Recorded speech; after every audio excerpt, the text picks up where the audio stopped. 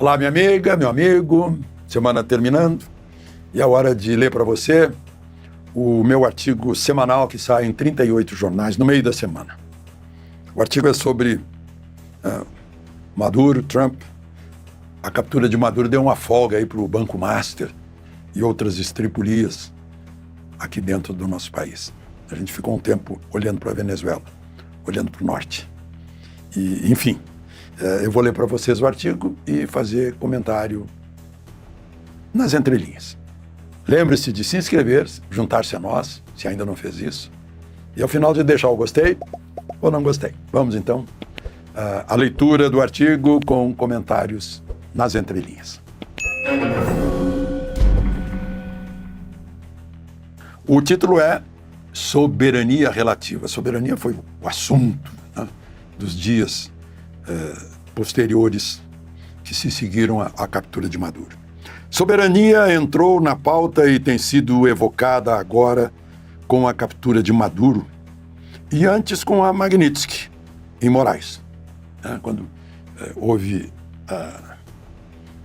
a sanção com base numa lei do Congresso americano que pune os que desobedecem direitos humanos, infringem direitos humanos. Não, mas invadiu nossa soberania. Não, é a lei de lá, aplica em quem quiser, no mundo, né? Não invadiu nossa soberania, apenas nas questões americanas. Tiver conta lá, um banco daqui que tem conta, que tem filial lá, tem que seguir, não? Senão a filial vai ter que sair. Mas já foi levantada essa Magnitsky do Moraes. Por um longo período defendíamos que o povo é que é soberano. A gente sempre disse isso nas ruas, nos comícios de esquerda ou de direita ou de centro. O povo é soberano. Nota do governo Lula diz que a captura de Maduro foi, aspas, uma afronta gravíssima à soberania da Venezuela, fecha aspas. Aí eu lembro que Lula, no meio do primeiro ano do atual mandato, afirmou sobre eleições na Venezuela e defendendo Maduro, naquela reunião de presidentes latino-americanos aqui em Brasília, que, aspas, o conceito de democracia é relativo, fecha aspas. Quando o repórter perguntou a ele, puxa, mas na Venezuela não tem democracia? Ora, quando há democracia relativa, soberania é igualmente relativa. Quem está desesperado com perigo em sua casa não se importa que o vizinho entre para aliviar o perigo? Eu sou soberano na minha casa. Mas se estiver pegando fogo aqui, o vizinho entrar, eu vou me importar? Vou dizer para o vizinho, não pode entrar na minha casa? Entre a soberania nacional e uma ditadura que censura, sequestra, tortura, mata, tira as liberdades, frauda a eleição e é narcotraficante, qual é a opção? Vamos obedecer à soberania e manter o ditador que faz tudo isso. E o povo que se dane, que procure comida na lata de lixo, que mate cachorro para comer, ou que fuja para a Colômbia ou para o Brasil. Não? É isso que estão dizendo ao proteger Maduro, o povo venezuelano que se dane. Além disso, de quem é a soberania? É do Estado? É da nação? Uma nação é o povo. Estado é um governo que só existe para servir ao povo. Assim, soberania é do povo, que é o soberano. Se o povo não pode fazer oposição, não tem liberdade de expressão, nem de escolha, não pode fazer oposição, não pode se manifestar contra o Maduro. Não tem liberdade de expressão, não pode criticar o Maduro. Não tem escolha, não pode eleger a Maria Corina. Então não tem soberania, o povo. Nesse caso, a soberania foi sequestrada por um Estado opressor, chefiado por Maduro, que por sua vez era chefiado pelos cubanos.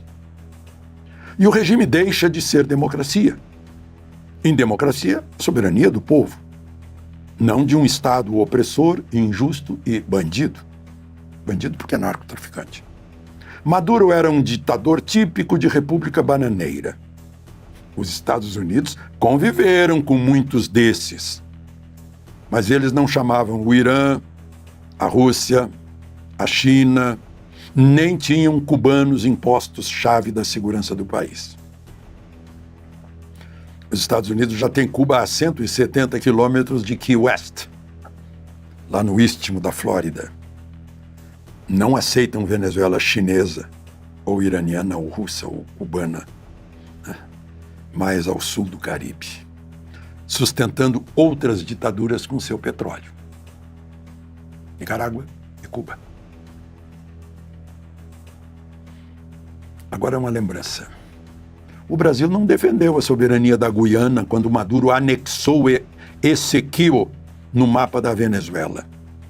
Nem ligou para a soberania do Uruguai quando cercou Montevidéu, esquadra brasileira chefiada por Tamandaré. Para tirar o presidente Blanco Anastácio Aguirre e entronizar o coloral Venâncio Flores. Só quem protestou foi Solano Lopes, e essa foi uma das causas da Guerra do Paraguai. O governo Lula não se importou com a soberania nacional quando Evo Morales ocupou as dependências da Petrobras na Bolívia. Nem enquanto partes do território brasileiro, inclusive amazônico, foram sendo ocupadas pelo PCC e pelo Comando Vermelho.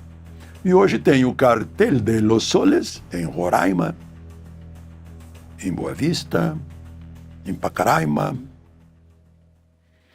Quem condena a prisão de Maduro, por ordem de um juiz federal americano, defende a opção de manter um ditador narcotraficante. Quem o prendeu foi o DEA, aquele Departamento de Combate às Drogas, para a gente uma tradução livre. Defende a legitimidade de uma fraude explícita na eleição venezuelana. Foi uma fraude explícita. Quem acompanhou a eleição viu isso perfeitamente. Cumprida a ordem judicial, o governo americano engole o paradoxo de manter como interlocutora a vice-presidente Delcy Rodrigues, oriunda da mesma eleição fraudada em que Maduro se proclamou vencedor.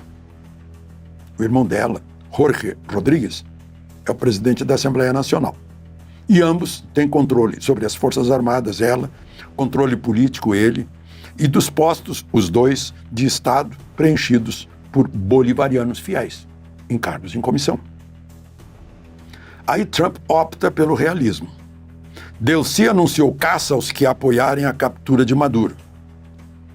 E ainda não há calmaria para convocar a eleição, tendo Maria Corina como candidata.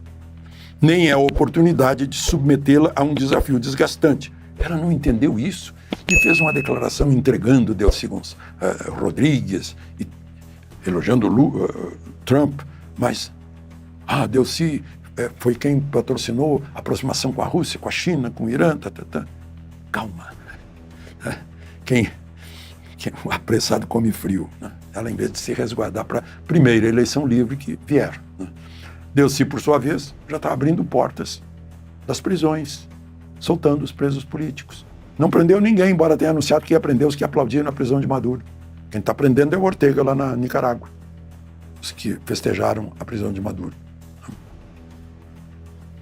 As Forças Armadas, aliás, enfraquecidas pela ideologia, demonstraram não ter capacidade de garantir a soberania. Seu comandante supremo, Maduro, foi levado sem baixas dos captores. Um país sem força militar dissuasória só é capaz de ter a soberania relativa da saliva. E Maduro temia isso, sua segurança era de cubanos, que também fracassaram. Na verdade, não eram só seguranças dele.